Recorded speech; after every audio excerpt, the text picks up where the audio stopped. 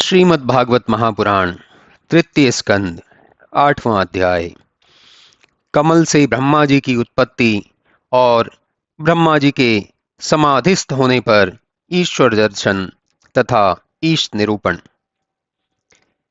मैत्रेय जी बोले, हे विदुर जी, आपके पूर्वजों में महाराज गुरु बड़े धर्मात्मा राजा थे।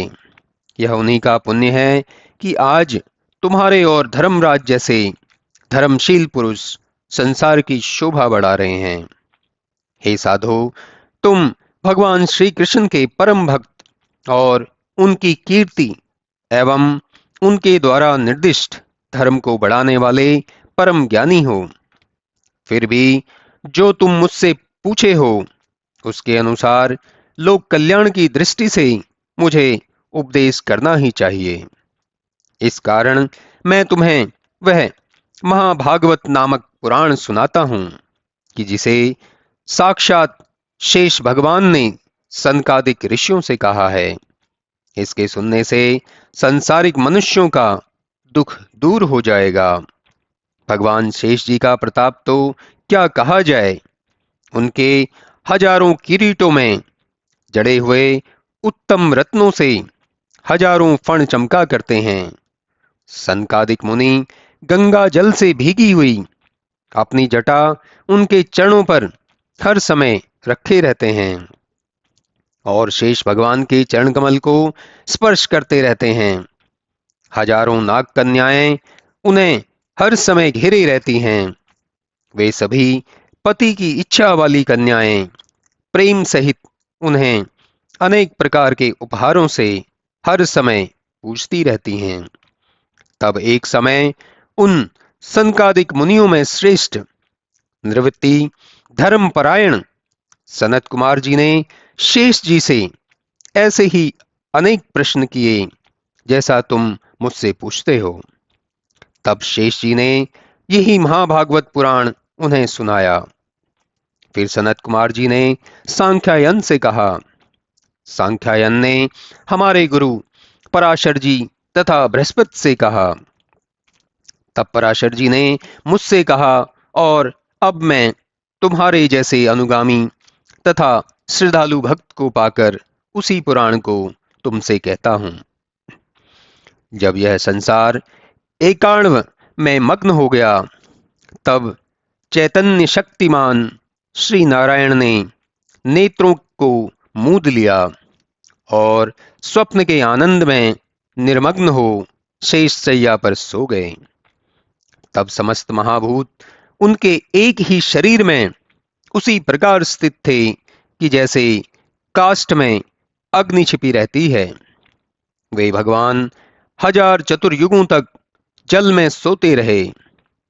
जब कितने ही दिन पश्चात उन्होंने आंख खोलकर देखा तो काल शक्ति की प्रेरणावश उन्हें एक अपने ही में समस्त लोक लोकांतर स्थिरता से दिखाई पड़े। सारा समुदाय उनकी आराधना में लगा हुआ था। लोक रचना के लिए सब आकुल हो रहे थे। तब काल की प्रेरणा से भगवान ने सूक्ष्म से सूक्ष्म सब भूतों को बाहर निकालने की आज्ञा दी। तब रजोगुण से विद्ध भूत भगवान की नाभि से बाहर हुए। सबको काल ने कर्म का बोध दिया। फिर तो एक बड़े प्रकाश के साथ भगवान की नाभि से एक कमल निकला। सूर्य का सा प्रकाश होने लगा। विष्णु जी भी उसी कमल में प्रवेश कर गए। फिर कालवश वही वेदमय ब्रह्म हुए। उन्हीं को स्वयंभू कहा जाता है। तब कमल की उन्हीं पंखुड़ियों पर बैठे हुए ब्रह्मा ने जो अपनी ग्रीवा को घुमाया तो उससे वे चार मुख वाले हो गए। वहीं चार दिशाएं हुई, परंतु उस समय तक भी ब्रह्मा में कोई अहम भाव न आया था, जिसके कारण वे अपने तथा लोक तत्व से भी अनभिज्ञ रहकर यूं ही पड़े रहे। कुछ दिन पश्चात जब काल शक्ति ने विवश किया तब वे कुछ विचारशील होकर फिर उसी कमल नाभि में होकर जल में उतर गए। जल में जाकर उन्होंने कमल के मूल को ढूंढा, पर बहुत खोजने पर भी न पा सके। परंतु उन्होंने खोजना बंद न किया, खोजते ही रह गए। खोजते खोजते जब ब्रह्मा का बहुत समय व्यतीत हो गया और उस कमल मूल का उन्हें कुछ पता न लगा, तब वे निराश होकर फिर अपने स्थान में आ बैठे। श्वास पर उन्होंने विजय प्राप्त कर ली और समाधिस्थ हो गए। 100 वर्ष तक वे योगाभ्यास में लीन रहे। 100 वर्ष के पश्चात उनके हृदय में प्रकाश हुआ। उन्होंने परमात्मा के उस रूप का दर्शन किया कि जो पहले कभी नहीं देखा था। तब इन्हें दिखलाई पड़ा कि शेष रूपी सैया पर एक कोई दिव्य पुरुष सोया हुआ है और उसके सिर पर शेष जी के सहस्त्रों फण छत्र के रूप में लटके हुए हैं।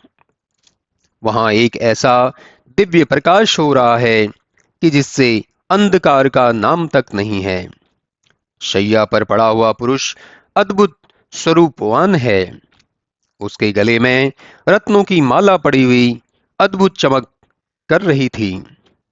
पुष्पों की माला भी शोभायमान थी, परंतु यह सभी शोभाएं उस पुरुष की शोभा के आगे क्षीण थी कि जो शैया पर पड़ा हुआ था।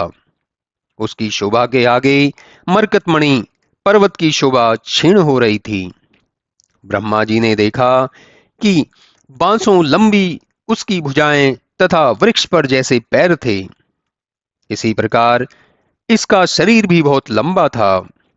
वह अपने समस्त शरीर में यथोचित स्थानों पर विचित्र दिव्य आभूषण और वस्त्र धारण किए थे। यदि कोई ऐसे पुरुष का शुद्ध विदोक मंत्रों द्वारा पूजन करे तो अवश्य ही उसके मनोरथ पूर्ण हो जावें। भगवान का यह स्वरूप बड़ा ही दयालु और कामनाओं को पूर्ण करने वाला है। जो भगवान के इन शोभा संपन्न चरणों की उपासना करता है, उसके सब मनोरथ पूर्ण हो जाते हैं, क्योंकि वह पुरुष अनुपम दर्शनी और सर्वशक्ति संपन्न है। उसकी अंगुलियों के नख में चंद्रमा का सा प्रकाश है और उसके मुख की मुस्कान मात्र से लोगों का दुख दूर हो जाता है। चमकती हुई सुंदर नासिका और भौहों की शोभा तथा होठों की लालिमा तो कहते ही नहीं बनती है। जो जन भगवान के इस दीप्तिमान मुख और रूप की पूजा करते हैं, भगवान उनके सभी मनोरथों को पूर्ण करते हैं। हे विदुर जी, वे भगवान कदम्ब केशर के समान पीत वस्त्र धारण किए हुए कटी में क्षुद्र घंटिकाओं से शोभित हो रहे थे। उनके वक्षस्थल में श्रीवत्स का चिन्ह और दामी हार शोभायमान हो रहा था। उनके भुजदंडों में बहुमूल्य जड़ाऊ बाजूबंद पड़ा हुआ था। उनकी ये भुजाएं ही हजारों शाखाओं के समान हैं तथा उनके कटी प्रदेश में ही चराचर जगत का निवास है। शेष के हजारों किरीट ही उस पर्वत के स्वर्ण शिखर हैं। कौस्तुभ मणि उस पर्वत के भीतर का रत्न है। तब हे विदुर जी, उसी समय संसार के रचने वाले ब्रह्मा जी ने उस नाभि रूपी तड़ाक को देखा कि जिससे कमल उत्पन्न हुआ था और जिस कमल से वे स्वयं उत्पन्न हुए थे। ऐसा देखते ही एक के बाद दूसरा और दूसरे के बाद तीसरा जल, पवन तथा आकाश आदि सब तत्व दिखलाई पड़ने लगे। तब सृष्टि रचना करने के विचार से ब्रह्मा जी उस ईश्वर की स्तुति करने लगे।